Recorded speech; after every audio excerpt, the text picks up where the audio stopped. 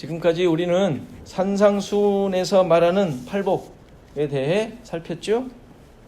그것은 복받는 비결이 아니라 이미 하나님 나라 백성이 된 자들이 갖게 되는 모습, 신분, 그런 상태로 보여주는 것이었고, 그 모든 내용들을 볼 때 하나님의 백성이다, 백성은 이렇다라고 보여주는 말씀이라고 했습니다. 따라서 그 모습이 지금까지 우리가 인생을 살아온 모습으로 볼 때 비록 좋은 것 같지는 않지만, 그렇게 보이진 않아요. 그렇죠? 심령이 가난한 거, 애통하는 거, 우리가 쭉 봤던 거, 그렇게 좋은 것 같지는 않지만 그것이 진짜 참된 복을 받은 자들의 모습이며 삶이라는 사실을 확인한 거예요. 그게 진짜 그리스도인의 모습의 삶의 모습이다. 그런 면으로 볼 때 여러분들의 모습과 삶이 이 팔복을 소유한 모습입니까? 이런 질문을 받으면 내가 지금 어떻게 살고 있는가, 내 모습이 어떤가를 생각하기에 항상 모자라는 것 같은 생각이 들어요. 그렇죠? 늘 그래요. 그런데 그게 정상이란 말이에요. 정상. 그게 당연한 거예요. 늘 모자라는 자들로 살아가죠. 완성된 자가 아닌 늘 미완성인 자들로 사는 것이지, 뭔가 근사한 열매를 딱 만들어내고 그럴듯한 것들을 만들어내어 자기 증명을 하는 사람들이 아니란 말이에요. 우리는. 그래서 오늘 본문에 나오는 빛과 소금, 소금과 빛에 대한 말씀도 역할에 중점을 두고 이해하려고 하니까 오해를 하게 되는 거예요. 이것도 한번 질문해 봐야 돼요. 여러분들이 소금이에요? 여러분들이 빛입니까? 내가 말하면 여러분들 긴가민가하고, 예수님이 말씀하셨는데 너희는 세상의 소금이다, 빛이다 그랬다고요. 자, 자기 자신에게 질문하자고요. 예수님이 그렇다 그랬는데 예수님이 그렇다 그랬어요? 자, 여러분들 빛입니까? 소금입니까? 장차 되어라, 장차 될 것이다, 어떻게 해서 소금의 역할을 해봐라, 빛처럼 빛내는 삶을 살아봐라 라고 하지 않았잖아요. 그대로 소금이고 빛이다 라고 예수님이 선포하셨다고요. You are salt. 뭐 꼭 영어로 해야 돼요, 이거를? 안 되는 영어, 맞는지 안 맞는지도 모르는 이 영어, 꼭 영어로 해야지 확 들어와요?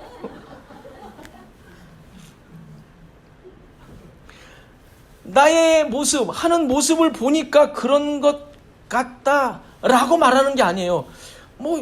저 양반은 정말 빛 같아, 소금 같아. 같아가 아니잖아요, 같아가. 아무리 보아도 미련하고 이거 어디서 굴러먹다 들어온 사람이야 라는 오합지졸 같은 모습인데, 너희는 소금이다, 빛이다 라고 부르신 거예요. 우리는 언제부턴가 세상 사람들의 눈을 의식하기 시작했어요. 눈치를 보기 시작했어요. 눈치를. 그들의 인정을 받아야 한다는 생각이 들기 시작한 거예요. 그들의 인정을 받아야 된다고. 그래서 그들 가운데 빛이 되고 소금이 되어야 한다는 강박관념이 생기기 시작했어요. 믿는 자들이. 있어요, 없어요? 있을 때도 있고 없을 때도 있고, 있는 둥 마는 둥, 어쨌든 있는 둥 마는 둥이든 간에 나의 모습을 그들의 시각과 그들의 기준으로 우리 자신들을 보며, 빛과 소금이 돼야지, 이러면 안 되지, 이런 식의 모습을 갖기 시작했어요. 지금도 여러분도 그런 생각하고 있을 거예요. 물론 이렇게 말한다고 그럴 필요가 없다는 말을 하는 게 아니에요. 우리가 생각하는 소금과 빛의 의미가 그런 것이 아니라는 말이에요. 당연히 지금까지 생각하던 것과 같은 세상에서 모범적인 삶을 사는 것은 신자들만이 아니라 누구든지 그래야 되죠. 누구든지 소금같이 썩지 않는 도구로, 또 우리가 존재함으로 아프고 상한 자들이 치유함을 얻는 일이 있으면 좋지요. 그렇게 할 수 있으면 하세요. 당연히 그래야 되지 않겠어요? 사람 저기 물에 빠져 들어가서 허우적거리는데, 아니 줄을 던져줘야지 돌을 던질 사람이 어디 있겠어요? 이거 잡고 죽어라 뭐 이럴 사람이 어디 있겠어요? 안 그래요? 내가 수영을 못해서 안달일 뿐이지 뭐든지 하려고 하지 않겠습니까? 당연히 그래야 되지 않겠어요? 어둠을 밝히고 그늘에 앉은 자들에게 기쁨을 주고 바른 길을 보여주고 진리를 깨우치는 사명 감당해야 되지 않겠어요? 그러나 빛이다, 소금이다 이런 말의 의미는 그러한 모습으로 살라는 말이 전혀 아니에요. 그건 그냥 여러분들의 상식대로 사세요. 성경에서 말하는 빛과 소금의 말이 의미가 아니란 말이에요. 그런 삶은 신자들이 아닌 자들도 늘 하는 일 아닙니까? 범죄자들을 개과천선하도록 돕는 자들 얼마든지 있어요. 정말 소금과 빛과 같은 자들이 사회 구석구석에 자리하고 있지 않던가요? 아프리카를 가고 일생을 바친 무슨 슈바이처 박사니, 테레사 수녀 얼마나 많습니까?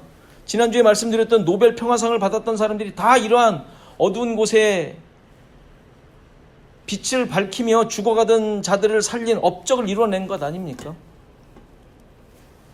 이들이 예수님께서 말씀하신 소금이며 빛인 자들일까요? 그렇지 않다는 말이에요. 오늘 본문에서 소금이 그 맛을 잃으면 버려져 사람들에게 밟힌다고 합니다. 빛이 비추어 산 위에 동네가 숨겨지지 못하고 또 등경 위에 두어 모든 사람에게 비친다고 합니다. 산 위에 올라가라, 등경 위에 올라가라가 아니에요. 그렇게 두어 비친답니다. 문제는 너희 빛이 사람 앞에 비치게 하여 그들로 착한 행실을 보고 아버지께 영광을 돌리게 하라는 말이죠. 이 말 때문에 소금과 빛이 역할을 해야 하는 존재라고 오해하게 된 이유예요. 너의 착한 행실을 보고 아버지께 영광을 돌리게 하라. 이것 때문에 소금과 빛이다 그러면은 그 역할에 이제 집중하여 야, 그 역할도 못하는데 네가 신자냐? 이런 식으로 되는 것이죠. 소금이 맛을 내야 하고 빛이 비추어야 한다는 것이죠. 소금이다, 빛이다 라고 말씀하신 선언임에도 불구하고 그렇게 되어야 하는 과정이 있고, 그렇지 못하면 소금도 아닌 게 되고 빛도 비추지 못하는 존재가 될 수 있다고 생각하는 거예요. 그렇죠? 정말 그런 의미입니까? 아니라고 말씀드리는 거예요. 예수님께서 소금이라고 하셨고 빛이라고 하셨는데 이 말은 이미 신자들이 그러한 존재로 완성되었음을 말하는 거예요. 그러한 존재로 완성되었음. 긴가민가인데 예수님께서 가만히 있어보자. 제가 될까? 될 거야. 소금이야 너. 이랬겠어요? 아니요. 예수님께서 이미 작정하신 자, 그의 백성은 소금이며 빛인 거예요. 과정을 요구하시는 말씀이 아니라는 거예요. 중간중간 되어져 가는 과정을 요구하는 내용이 아니라는 말이에요. 지금 소금이 되어 가야 하고 빛으로 만들어져 가야 하는 것이 아니죠. 따라서 신자들이 하나님의 백성으로 또 자녀로서, 그리고 하나님 나라의 기준을 가진 존재로서 소금과 빛으로 완성되어 있다면, 그렇잖아요. 하나님의 나라에 사는 하나님의 백성이 이미 소금과 빛으로 완성된 거잖아요. 이미 되어 있는 존재잖아요. 되었다 그러잖아요. 그러면 아무리 봐도, 우리 자신을 아무리 봐도 그런 것 같아요? 아니잖아요. 조금씩 짜지고 있어요? 처음엔 싱거웠는데 처음엔 성냥불 같이 그냥 뭐 부싯돌 같이 바짝바짝바짝 했는데 그것이 점점점 어디에 이렇게 붙더니 막 밝아지고 그 아주 더 세져서 용광로 같이 그냥 아주 그냥 범접할 수 없는 그런 빛이 되는 것을 빛이 지금 그런 얘기일까요? 아니죠. 이미 소금과 빛으로 완성되어 있다고 선언하시는 거예요.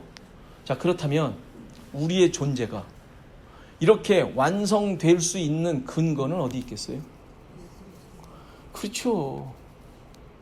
예수 그리스도로 말미암아 주어진 것이기 때문에 이렇게 말하는 거예요. 그게 아니면 우리 인간들에게 이렇게 완성된 것으로 주어질 내용들이 어떤 것도 있을 수가 없어요. 이해되시죠?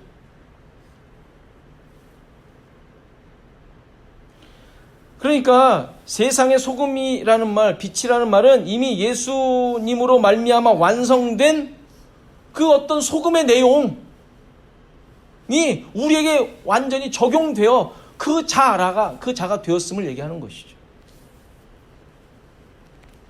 소금의 역할을 잘 하기 때문에 소금이라는 게 아니라 역할의 문제 관계없이 예수 그리스도로 말미암아 완성된 그것이 적용되어 네가 누구다라고 얘기하는 것 아닙니까?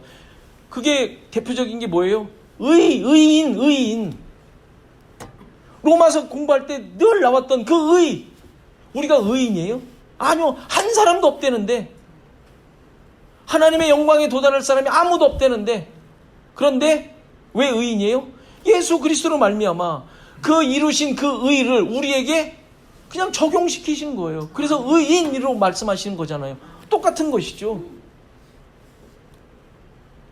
십자가의 공로로 말미암아 죄인임에도 불구하고 의롭다 여기신 것처럼 율법을 잘 지켜서가 아니라 뭔가 그럴듯한 모습을 잘 해나가니까 그래 그 정도면 의인이지 뭐 이렇게 쳐준 게 아니라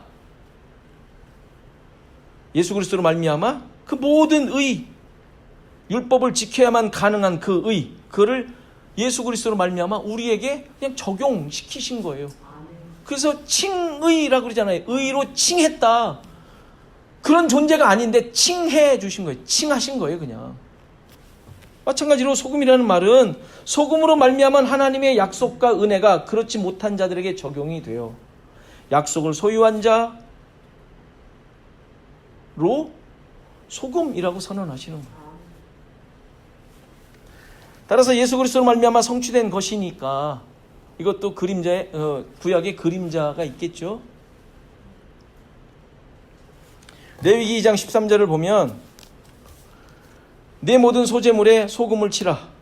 내 하나님의 언약의 소금을 내 하나님의 언약의 소금을 내 소재에 빼지 못할지니 내 모든 예물에 소금을 드릴지니라.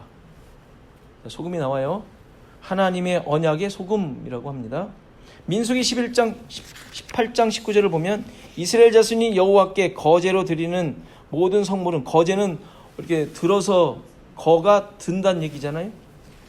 그러니까 들어서 드리는 제사법이에요. 제사 방법 중에 거제예요. 그 드리는 성물은 내가 영구한 몫의 음식으로 너와 내 자손에게 주노니 이는 여호와 앞에 너와 내 후손에게 영원한 소금 언약이니라. 그렇죠? 소금 언약이라는 말이 나오죠. 소재물에 소금을 치도록 한 것은 상하지 않도록 하기 위함일 수 있습니다.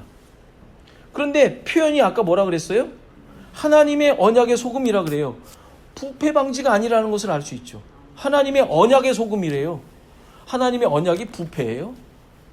부패 방지용 소금이 아니죠. 하나님의 언약을 드러내는 소금이니까 소금이라는 말이에요. 그러니까 언약과 관계되어 있는 소금임을 알 수 있잖아요. 소금이라는 게. 벌써 이게 구약서부터 소금에 대해 하나님께서 말씀하실 때는 이러한 그림자들을 계속 말씀해 주신 거예요. 하나님의 언약과 관계되어 있는 거예요. 그런데 민수기에 뭐라 그래요? 내 후손에게 맺은 영원한 소금 언약이래요. 그러니까 소금 언약은 하나님과 하는 약속이기 때문에 영원한 거예요. 변치 않는. 소금이 변하지 않잖아요. 우리가 그건 알잖아요. 소금의 속성이 변치는 않잖아요. 그러니까 그 의미로 소금 언약이라고 말씀해 주시는 거예요. 그러니까 제사를 통하여 하나님께서 이루실 언약이 있는 것이죠. 제사를 통하여. 근데 지금 이 제사장들에게 이 거제로 드리는 음식을 몫으로 그 제사장들에게 주겠다라는 거예요. 그런데 그냥 주겠다 그러면 되잖아요. 그거는 너희들이 먹어라 이러면 단순히 끝나는데 왜 그걸 소금 언약이라는, 그것도 영원한 소금 언약이라는 말을 특별히 하냔 말이에요. 언약은 하나님께서 이루시는 거잖아요. 당사자와 쌍방 간에 하는 언약이지만 인간들과 하는 하나님의 언약은 하나님께서 전적으로 이루세요. 그게 성경에서, 구약에서 우리가 배운 내용이잖아요.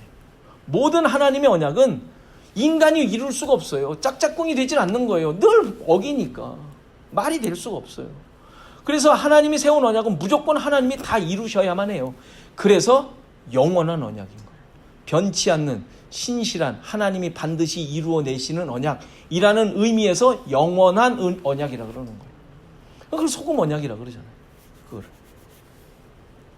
그러니까 이렇게 하나님께서 신실하게 변치 않게 이루어내시는 언약이 뭐예요?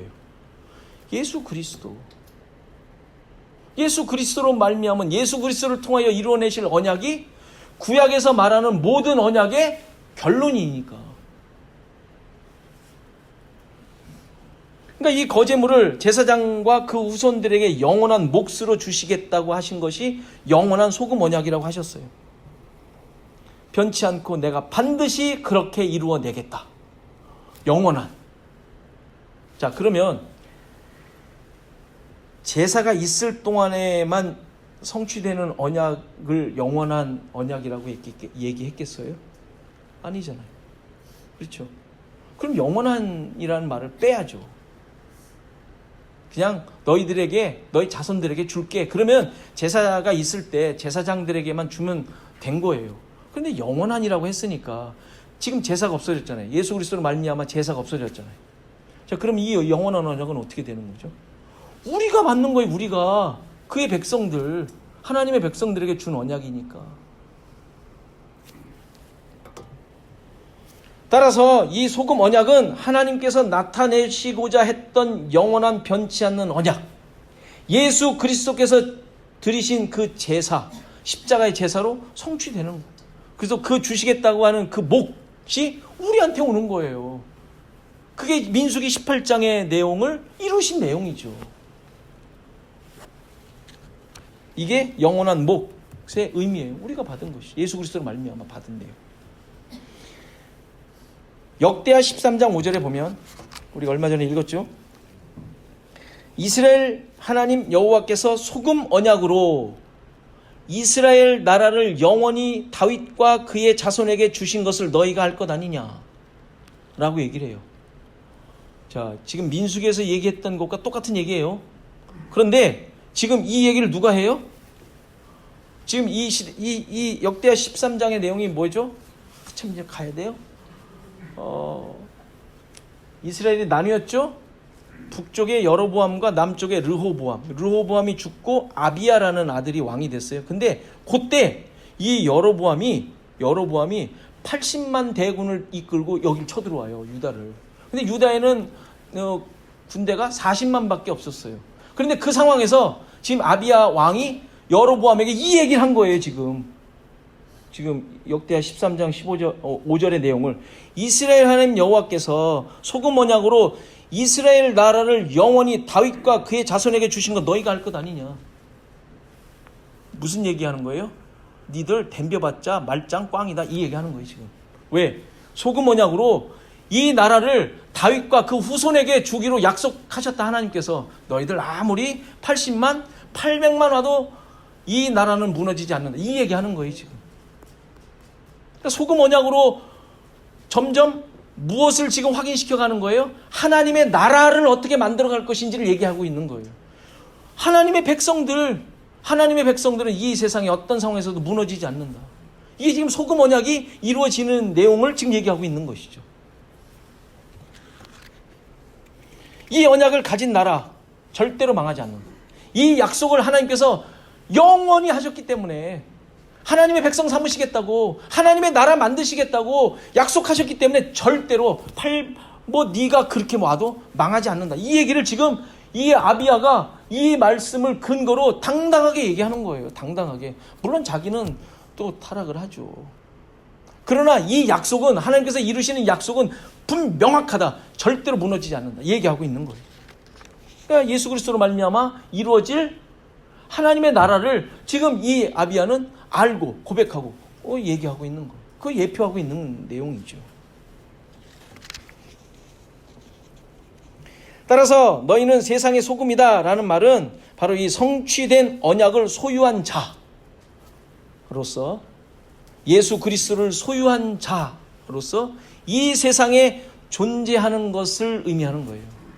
너희는 소금이다 라고 할 때는 바로 이 약속을 소유한 자, 예수 그리스도를 소유한 자로 존재하는 자다 라고 말하는 거예요. 뭔가 근사한 거를 해내라는 게 아니라. 따라서 그 뒤에 맛을 낸다고 하잖아요. 맛을 잃으면, 그러니까 맛을 내야 되잖아요. 맛을 낸다는 말은 무슨 말이겠어요? 예수 그리스도가 드러난다는 얘기예요. 왜? 그거밖에 없으니까. 세상에서 신자의 모습이 뭐예요? 여러분들? 신자의 모습이 뭐예요? 무엇을 하든 예수 그리스도가 드러나는 것 아닙니까? 무엇을 하든 어떻게 살아가든. 결코 신자들은 세상 사람들이 목적하는 것으로 즐거움과 행복을 얻는 자들이 아니죠. 대단한 것으로 칭찬을 받는 모습으로 드러나는 삶이 아니라고 그랬어요. 8번째 복이 뭐였습니까? 맨 마지막 8복 중에 마지막 복이 의를 위하여. 또 나로 말미암아 욕을 먹고 핍박을 받고 악한 말을 듣는 것 아닙니까? 그렇죠? 그거 왜 그래요? 소금 맛을 내면은 남들이 좋아한다며요. 근데 그게 아니잖아요. 나로 말미암아 박해를 받는다는데요. 이거 뭐 두 개 앞뒤가 안 맞는 거 아니에요? 마지막 복하고 이거하고. 하나님의 영원한 약속을 드러내는 자로 존재하는 거잖아요. 영원한 약속, 예수 그리스도를 드러내는 자로 존재하는 거잖아요. 내가 영원한 생명을 가졌으며 바로 영원한 생명을 가진 자들은 그런 것에 좌우되지 않는다라는 것을 드러내는 거잖아요. 예수 그리스도를 가진 자니까. 입으로 예수 믿어라 이게 예수를 드러내는 게 아니라 삶의 모습 속에서 야, 영원한 생명을 가진 자가 저렇게 택하는구나. 아, 이 세상 것에 좌우되지 않는구나. 이 얘기잖아요. 그게 예수가 그 안에 있는 자의 모습이잖아요. 이게 소금의 맛을 잃지 않는 거잖아요. 소금의 맛이 나는 거잖아요. 예수 그리스도가 드러나는 거잖아요.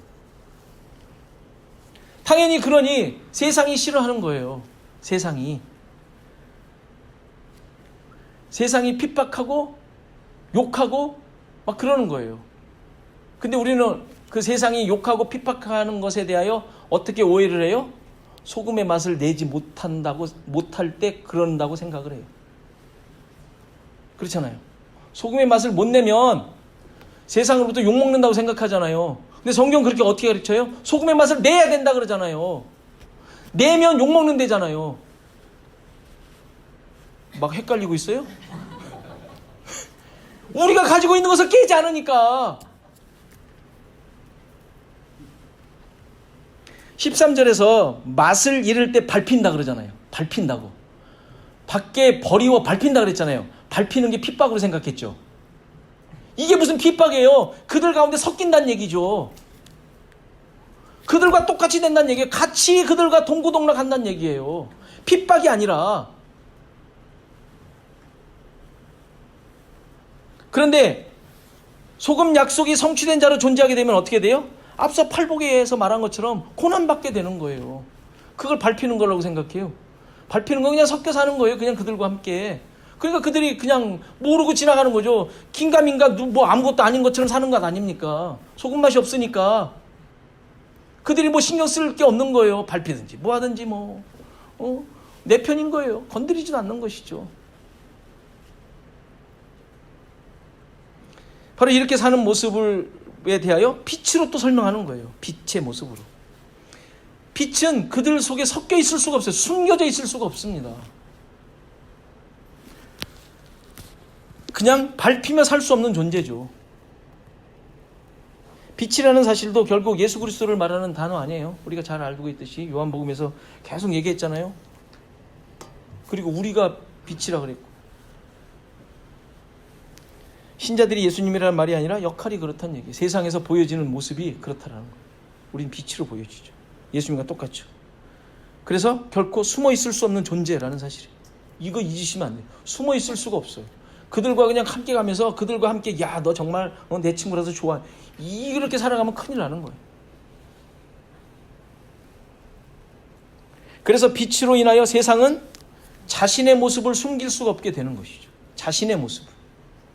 자신들이 죄인이며 어두움 가운데 있다라는 것이 드러나게 되죠. 소금이 했던 역할처럼 주변의 세상 사람들이 자신이 얼마나 잘못된 자들인지, 자신의 삶의 기준이 얼마나 거짓됐는지를, 가짜의 삶을 살고 있다라는 것을 빛으로 말미암아 다 드러나게 밝혀지게 되고 많은 것이죠. 이런 빛의 존재가 왜 중요한 것이냐 하면, 빛이 없을 때 자신들의 모습을 그들이 전혀 모르고 있기 때문이죠. 그렇죠? 그렇잖아요. 믿는 자가 없으면 그들이 얼마나 편해야 하는지 몰라요. 그렇다는 얘기예요. 그러니까 어두움 가운데 있었다는 증거 아닙니까? 그런데 신자들이 그들 가운데 존재함으로 인해 그들을 드러내게 되는 거예요. 그들이 확 비춰지게 되는 거예요. 어떻다는 것을? 시커멓다는 것을.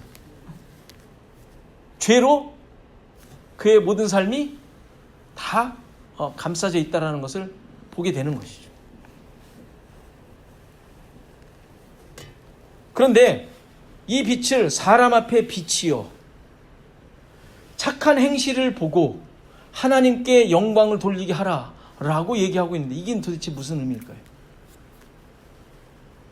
사람들의 잘못을 드러내는 것이 빛인데, 이것만이 아니라 착한 행실을 보여야 한다고 얘기하고 있어요.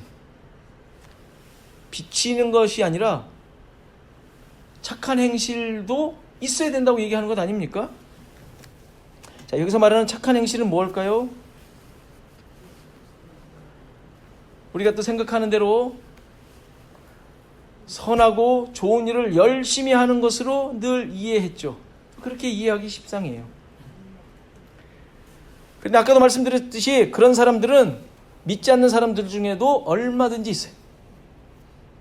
뭐 그들처럼 하라는 얘기예요? 우리 믿는 자들이? 그걸 지금 얘기하는 게 아니죠. 그 사람들은 빛을 갖고 있는 사람들이 아닌데. 당연히 이러한 착한 행실은 선행을 말하는 것이 아니에요. 여기서 착한 행실로 말미암아 하나님 아버지께 영광을 돌린다 그랬잖아요. 여러분들 착한 행실을 하면, 선한 행실을 하면 그들이 하나님께 영광을 돌리던가요? 욕먹는다 그랬잖아요. 핍박을 받는다 그랬잖아요. 그 착한 행실을 한다면, 아니래 우리가 믿는 자로서의 착한 행실을 한다면 욕을 먹는 게 정상 아니에요? 뭐 저 따위가 다 있어. 욕을 먹어야 되잖아요. 근데 칭찬받잖아요. 여러분들, 내가 칭찬받지 하나님께 영광을 돌리든가요, 그 사람들이? 오, 주님만이 하나님이십니다. 저 사람을 보니까 정말 하나님 살아계시군요. 내가 그 앞에 정말로 무릎을 꿇습니다 하는 일들을 지금까지 경험해 본 사람. 가끔 있다 그래요. 야, 당신이 정말 그렇게 믿으니까 나도 한번 예수 믿어보야 되겠다고. 이런 일이 가끔 있어요. 이거 가끔 있는 일을 이렇게 얘기할까요?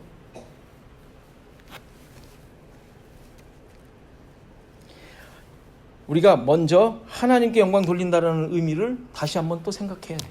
도대체 하나님께 영광 돌린다라는 게 무슨 말이죠? 하나님 아버지께서 영광이 되는 일은 무엇일까요? 참, 저 녀석은 내가 참 잘 택했어. 이런 일이 일어날 때 하나님의 영광일까요? 아니죠. 하나님은 뭘 가지고, 여러분들 하나님 만족시키시려고 그러시는 분들 가끔 있는데, 하나님이 만족하시는 분이에요?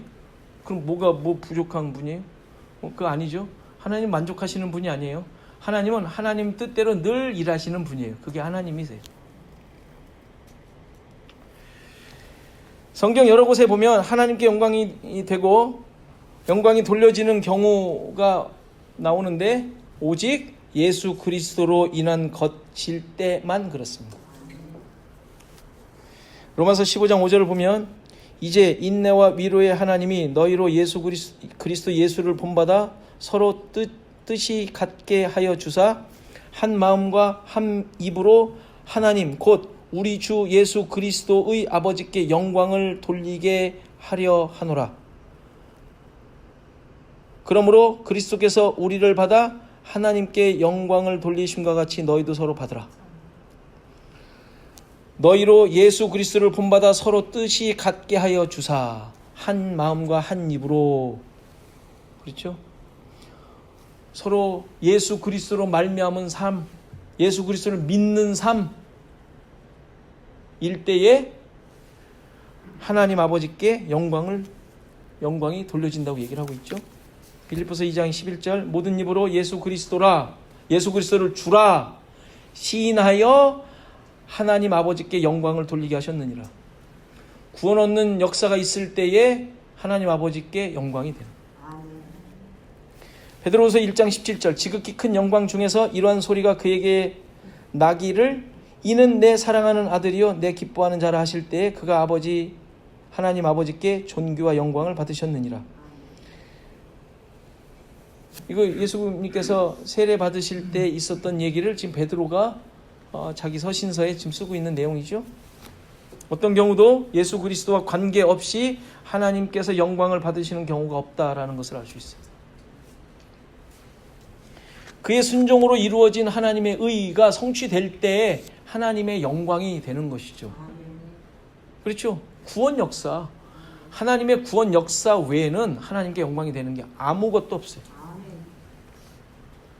따라서 착한 행실을 보고 하나님께 영광을 돌리게 하라는 의미는 예수 그리스도를 통하여 하나님께서 이루신 십자가의 길과 삶을 살아갈 때나 가능한 거예요. 가능한 게 아니라 그때에만 영광이 되는을 얘기하고 있죠. 그 삶이 우리 신자들의 삶 가운데 드러날 때에 그게 착한 행실이라고 얘기하는 거예요. 하나님께 영광이 되는 거 얘기하는 거예요. 그러니까 우리의 삶의 모든 삶이 그런 거예요. 잘 생각해 보세요. 우리는 하나님의 인도를 받잖아요. 하나님의 백성이잖아요. 예수 그리스도로 말미암아 하나님의 백성된 하나님 나라를 살고 있는 자들이잖아요. 구원받은 하나님의 구속을 받은 자들이잖아요. 우리가 무슨 일을 하든지 간에 하나님의 뜻이 이루어지잖아요. 그렇잖아요. 자, 그러니 우리의 모든 삶을 통하여 하나님의 영광이 되지 않겠어요? 자, 막 사실 거예요? 대충 사실 거예요? 생각하며 말씀을 쫓아 사실 거예요?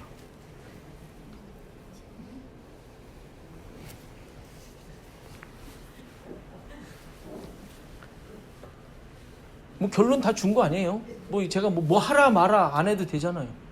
뭐 설교에서 꼭 하라 마라 꼭 얘기해 줘야 되겠어요?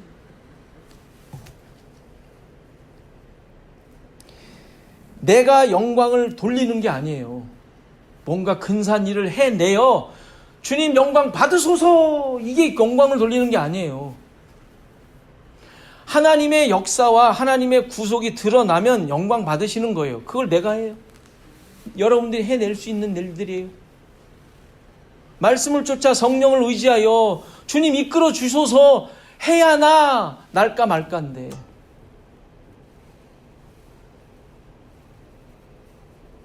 그러니까 여러분들이 있는 곳에 하나님의 뜻을 쫓고 하나님의 마음을 가지고 예수 그리스도를 쫓고 예수 그리스도를 붙잡고 살아갈 때에 세상 사람들이 어떻게 반응하겠어요? 쟤 이상해. 정말 가까이 하면 할수록 너무 먼 당신이야. 이러지 않겠어요? 왜? 정말 이상하거든요. 그렇지 않겠어요? 그게 세상 사람들이 하나님께 영광을 돌리는 거예요. 왜? 다름을 인정하게 되고 도대체 어떤 기준이 저들에게 있는가에 대한 그런 마음들이 생기는 것 아니에요? 어떻게 저런 삶을 살 수 있을까? 저들이 믿는 하나님을 의지한다는 삶이 저건가? 의문을 갖는 거죠. 하나님이시구나. 저 하나님이 진짜 신인가 봐. 예수가 죽었다는데 자기를 위해 죽었다는데 그런가 봐. 그래서 저러나 봐. 할 것 아닙니까? 그러니까 하나님이 세상의 주관자이시며 우주의 창조자이심을 그들이 어렴풋 힐끗힐끗 깨닫게 되는 것이죠. 그들이 믿냐 안 믿냐는 다른 문제예요. 그들이 하나님께 오느냐, 예수 그리스도를 고백하냐 안 하냐는 그건 다른 문제예요. 지금 세상 속에서의 우리의 위치, 소금과 빛의 모습을 얘기하고 있는 거예요. 십자가 사건을 통하여 백부장이 고백하지 않습니까? 저는 진정 하나님의 아들이었다. 어떻게 죽는, 처참하게 죽어가는 그 중에서 무슨 소리를 들었는지 모르겠어요, 백부장이 계속. 근데 아마 그동안 보아온 게 있었겠죠? 그리고 최종적으로 고백한 내용 아닙니까? 최종적으로. 누가 그 피 흘려 다 그냥 사지가 다 찢겨져 있는 사람 보고, 죽어 있는 사람 보고 하나님의 아들이었다고 고백할 수 있겠냐고요. 말이 됩니까?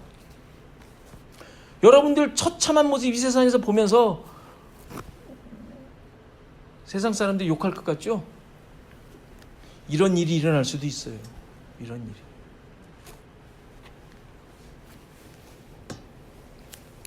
따라서 이런 착한 행실은 우리가 기회를 보며 드러내는 어떤 행위를 말하는 것이 아닙니다. 앞에서 묵상했던 팔복의 모습을 얘기하는 거예요. 당연히 핍박이 있는 삶이고 사람과 희생이 있죠. 나의 이익을 굳지 않고 세상의 자랑을 목적 삼지 않는 모습들이에요. 빛과 소금의 모습이죠. 우리 자신들을 다시 한번 돌아봅시다. 내 주위에서 무슨 일이 벌어지고 있고 어떤 모습으로 드러나고 있습니까, 여러분들? 세상에 자랑할 만한 모습이 있습니까? 뭐 있을 수 있어요. 그러나 여러분의 모습이 아니에요. 그것으로 인정받으려고 하지 마세요. 뭐 인정해주면 고맙다고만 하세요. 뭐 어떻게 다 하니까 그렇게 됐다. 그건 나 아니야. 얘기하세요. 그것 때문에 나를 친구 삼으려고 하지 마. 얘기하세요. 나 죄인이야. 이렇게 얘기하세요. 소금과 빛의 모습은 세상이 좋아할 모습이 아니에요. 그들이 미워하며 저 정말 재수없어 하는 것들이에요. 그렇다고 뭐 그들을 미워하고 멀리하라는 것이 아니라 그들로 하여금 하나님이 누구신지, 내가 가지고 있는 영원한 기준이 무엇인지 확인하는 모습이어야 돼요. 싸우지 마십시오. 절대로 싸우지 마세요.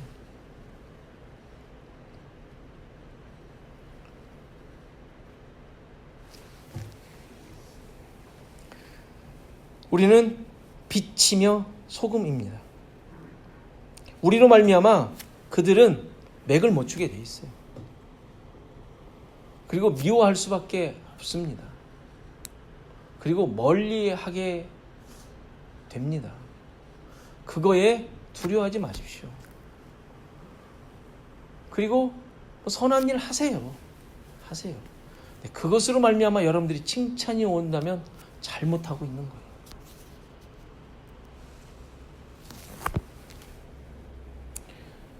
오히려 여러분들이 하는 모습으로 인하여 그들은 죄인이며 어둠에 있음을 들춰내는 자로 존재하게 될 것입니다.